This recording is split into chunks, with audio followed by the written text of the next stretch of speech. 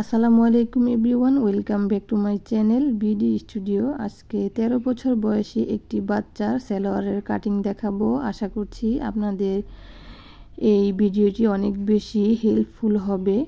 তো এইখানে আমি কাপড় নিয়ে নিয়েছি 2 গজ 4 গিরা। এরপর এই কাপড়টাকে আমি ভালোভাবে ভাঁজ দিয়ে নিচ্ছি লম্বালম্বিভাবে।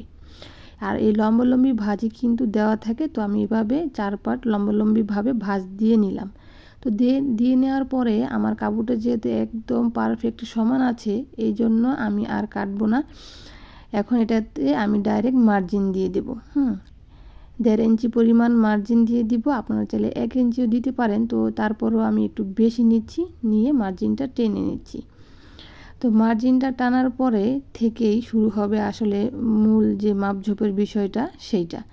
তো এইখানে আমি তো মার্জিন টেনে নিলাম। তো এখন আমরা যেই ইঞ্চি টেপটা থাকে ওইটা দিয়ে 6 ইঞ্চি কাপড়ের বাহিরে রেখে দেব।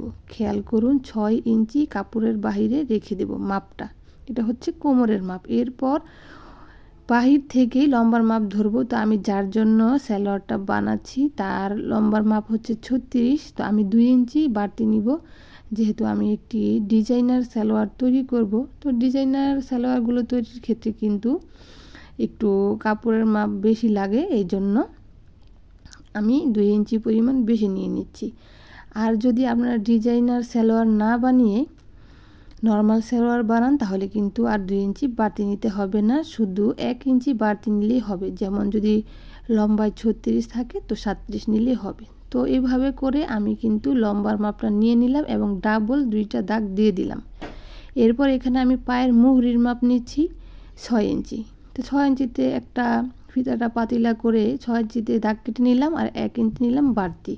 প্রত্যেক ক্ষেত্রেই কিন্তু 1 ইঞ্চি করে বাড়তি নিতে হবে। তো এইভাবে 2টা দাগ দিয়ে এখন আমি কি করব, এখন আমি নিব হায়ের মাপ। তো এখানে দেখুন যে 6 ইঞ্চি যে আমি বাহিরে রেখেছিলাম, ওই 6 ইঞ্চি আবারও বাহিরে রেখে আমি নিয়ে নিব হায়ের মাপটা। তো এখানে আমি হায়ের মাপ নিয়ে নিব। তো এখানে হায়ের মাপটা নিয়ে নিচ্ছি, আর এটা কিন্তু অনেক ইম্পর্টেন্ট একটা বিষয়। তো এখানে হায়ের মাপটা নিয়ে নিলাম 12 ইঞ্চি। 12 ইঞ্চিতে দাগ কেটে নিলাম। এখনও কিন্তু 6 ইঞ্চি আমি বাহিরেই রেখে দিয়েছি, আপনারা কিন্তু দেখতে পাচ্ছেন। এরপরে এখানে দাগ টেনে নিলাম। তো দাগ টেনে নেওয়ার পর এই দাগ দুটোকে আমি সম্পূর্ণ মিলিয়ে দেব। এই দাগটাকে, যে দাগটা কেটে নিলাম, এটা মিলিয়ে দিলাম। আচ্ছা, এরপর হচ্ছে গিয়ে যে একটি স্কেলের সাহায্যে আমি করব কি, ওই যে আমি যে 2টা দাগ দিয়েছিলাম ওই 2টা দাগ বরাবর জাস্ট এভাবে মিলিয়ে নিব। তাহলেই কিন্তু সালোয়ার কাটিংয়ের প্রায় মোটামুটি কমপ্লিট হয়ে গেল। এরপর দাগ দিয়ে নিলাম, এখন জাস্ট কেটে নেব। তো এইভাবে করে আপনারা কিন্তু সহজভাবে সালোয়ারের কাটিংটা শিখতে পারেন। যারা নতুন আছেন তারাও কিন্তু একদম আমার এই ভিডিওটা দেখে একদম প্রথমেই পারফেক্টলি সালোয়ারের কাটিং করতে পারবেন। জাস্ট একটু ভিডিওটা খেয়াল করে দেখতে হবে, আর অবশ্যই না টেনে দেখতে হবে। আর যদি ভালো লাগে তাহলে অবশ্যই কিন্তু সাবস্ক্রাইব করে পাশে থাকবেন। তো এখন হচ্ছে কোমরের মাপটা। তো কোমরের মাপ ওই যে আগে যে 6 ইঞ্চি নিয়েছিলাম, তো ওই 6 ইঞ্চি